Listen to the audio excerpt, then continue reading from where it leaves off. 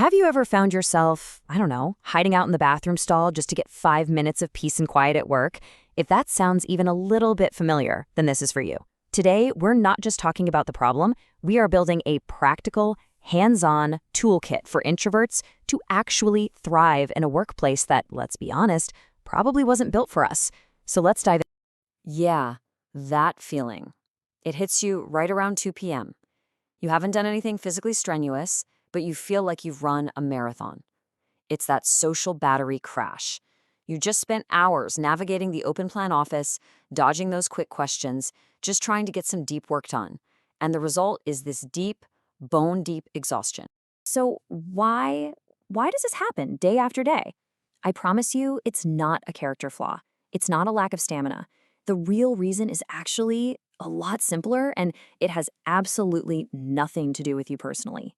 Here's the truth of it. The modern office, with its endless collaboration, open spaces, and constant noise, it's basically an amusement park designed for extroverts. It tends to reward the loudest voices in the room, not always the most thoughtful ideas. And your need for quiet, for focus, that's often treated like a bug in the system, not the feature that it actually is. So this is the most important thing we're going to talk about today. For years, you've probably been telling yourself some version of a lie. I need to be more outgoing. I need to speak up more. I need to fix myself. But that's just not true. The truth and the core idea of this entire toolkit is that you are not broken. You're an introvert operating in an environment that just doesn't play to your strengths. The problem isn't you, it's the environment. Okay, so we're going to throw out the idea of changing your personality. That's not the goal. Instead, we're going to build a survival toolkit. Think of these as a collection of practical, battle-tested scripts, the exact words you can use to navigate a loud world without losing your mind. And a great way to think about this toolkit is as your shield. You see, your ability to do deep, focused work, that's your superpower, but it's totally useless if you're constantly getting pinged and interrupted.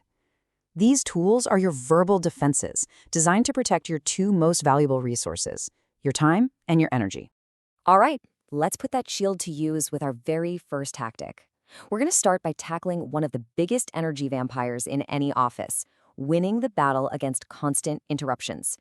Now, to really understand why this is such a big deal, you have to understand the cost. And the price of a single quick question is honestly staggering. Research shows that after just one tiny interruption, it can take you over 20 minutes to get back into that state of deep focus, that flow state where you do your best work. So just stop and think about that for a second.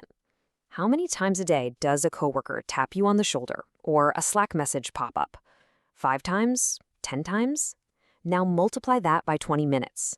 We're talking about hours of your most productive time every single day. Just gone. Vanished. So here it is, your first tool. We're calling it the gentle deflection. The scenario is a classic, right? You've got your headphones on, you are deep in the zone, and someone interrupts you anyway. Instead of just sighing and giving in, you use this script. And the psychology here is brilliant. You're not saying go away, you're saying not right now. By providing a specific time frame, you reduce their anxiety and make it way easier for them to accept. Let's break this down. It's polite. You start with, hey. It's specific, 20 minutes. And, this is the key, it puts you back in control by saying, I'll come find you. You're setting a boundary while still being a great team player. It's such a simple phrase, but trust me, it is a total game changer. Okay, so defending your focus is step 1, but the next step is defending your entire workload. This second tactic is all about mastering the art of saying no, or at least not right now, to keep yourself from burning out. You see, there's this trap that so many quiet, competent people fall into. Because you're good at your job, you get things done, and because you're quiet, you don't really complain, well, that combination can very quickly turn you into the unofficial dumping ground for every random task that nobody else wants to do. Sound familiar? Now, this script, the trade-off, might just be the most powerful tool in the whole toolkit. The scene. Your boss drops a new, urgent project on your desk, but you're already completely swamped. Instead of just saying yes and stressing out, you ask this question. You see, you're not refusing to do the work. You are calmly and professionally asking them to do their job, to prioritize. It totally reframes the conversation from being about your capacity to being about the team's overall strategy. This question It's a quiet power move. It shows you're not just a doer, you're thinking strategically about your work, and it protects you from getting buried in tasks just because you're reliable. And for our third and final tactic, we are tackling the final boss of the introvert's workplace, the meeting. Here's how to make your voice heard and actually contribute your best ideas, even when you're not the loudest person in the room. First, we have to define a key concept, the processor defense. See, many introverts need time to process information before they speak. This is not a weakness, it is a massive strength. It means you actually think before you talk. So this defense is all about framing that need for a moment as what it really is, a commitment to giving a thoughtful, high-quality answer. This tactic solves that classic nightmare scenario. You get put on the spot with a tough question, and your mind just goes completely blank. We've all been there. Instead of fumbling for an answer, you deploy this script. It instantly buys you time, it makes you look thoughtful, and it lets you contribute your best work later, on your own terms, maybe in writing, where you really shine. This phrase just sounds so confident and diligent, doesn't it? You're not saying, I don't know. You're saying, hey, that question deserves more than some half-baked answer off the top of my head, and I'm going to give it the real thought it requires. So when you put all these tactics together, what do they all add up to? Well, they all point to one single powerful idea: giving yourself permission. Permission to stop trying to force yourself into a mold that doesn't fit, and permission to start creating a work environment that actually works for you.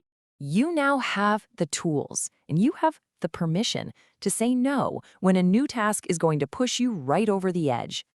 You have permission to put on those noise-canceling headphones and send a clear signal that you are in a focus block, protecting that flow state. And maybe most importantly, you have permission to prioritize your own focus over the chaos that comes from somebody else's poor planning. Every single time you use one of these scripts, you are actively retraining your environment to respect you and your time. The respect you're going to earn by setting these boundaries is going to be huge. But, it does lead to a bigger question. You've just learned how to protect your energy and survive the workplace. But what happens when you clock out at 5 p.m.? How do you apply these same principles to the rest of your life? Now that is something to think about.